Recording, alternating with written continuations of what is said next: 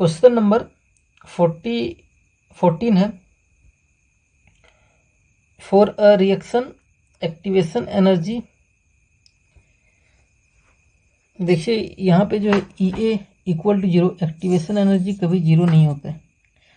यहाँ पे ये क्वेश्चन थोड़ा सा गलत है, यहाँ पे आप करेक्शन कर लीजिए। EA टेंड्स टू 0 ये कर लीजिए। एक्टिवेशन एनर्जी किसी भी रिएक्शन का कभी 0 नहीं होता है, वो टेंड्स टू 0 करेगा लेकिन 0 कभी नहीं होगा, ठीक ना। आगे पढ़िए।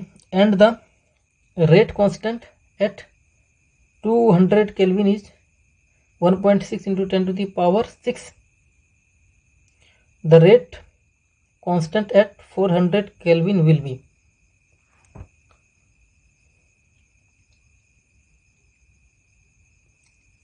आपको फॉर्मूला मालूम है, log K2/K1 equal to EA/2.303 R 1/T1 - 1/T2। ये फॉर्मूला आपको मालूम है।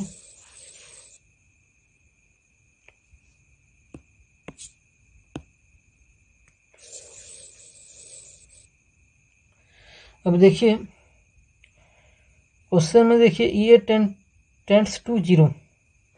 अगर EA टेंड्स टू 0 करेगा तो आप क्लियरली देख सकते हैं, अगर EA टेंड्स टू 0 कर रहा है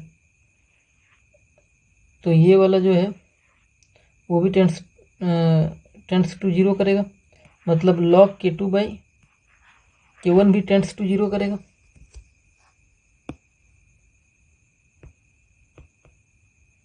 तो log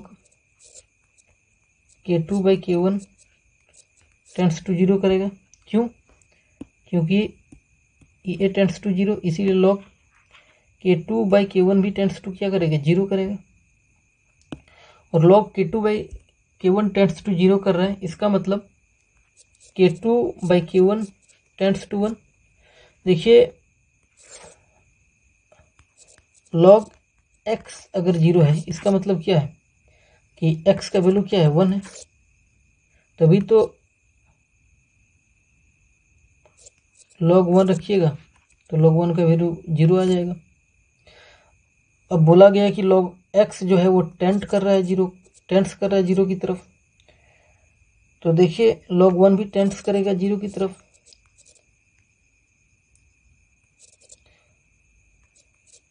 इसका मतलब x टेंड्स कर रहा है 1 की तरफ, x जो है वो टेंड्स कर रहा है 1 की तरफ। तो यही कंसेप्ट का यूज हुआ है।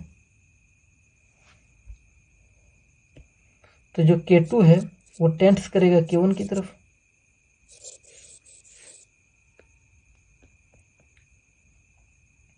तो जो K1 का वैल्यू होगा वही आंसर हो जाएगा। 14 का सेकंड सही होगा।